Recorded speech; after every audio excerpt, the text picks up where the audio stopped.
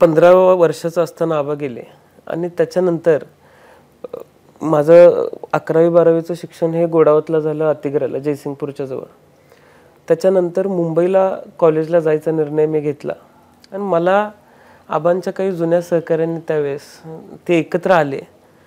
मला राजकारणात यायचं हे मी निश्चित केलं होतं आणि काय करायचं ह्याच्यापेक्षा काय नाही करायचं हे त्या लोकांनी मला जास्त सांगितलं. मला माझ्या चुलत्यांनी फार व्यवस्थित एकच उदाहरण दिलं की तू कुठं मित्रांबरोबर जेवायला जर गेलास, सहज काचेच्या ग्लासमध्ये थम्सअप घेऊन जरी बसला असशील आणि तो फोटो बाहेर पडला तर ते थम्सअप आहे का दुसरं काय आहे ह्याचा विचार सुद्धा इकडं लोक करणार नाहीत आणि त्याचं उत्तर सुद्धा आपल्याला देता येणार नाही.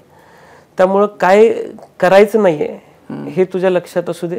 आणि ती काळजी त्यांनी जे सांगितलं होतं ती माझ्या थ्रूआउट कॉलेज मी घेतली. मला काय करायचं होतं, माझं करिअर कशात करायचं होतं हे निश्चित होतं. त्यामुळं काय करायचं नाही हे माझं ठरलं होतं.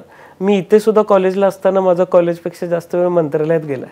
त्यामुळं मी मतदारसंघातनं जे पत्र मम्मीकडून यायची ती पत्र इथं प्रिंट काढायचो आणि ती पत्र सगळ्या मंत्र्यांकडे घेऊन फिरायचो आणि कामं करून घ्यायचो.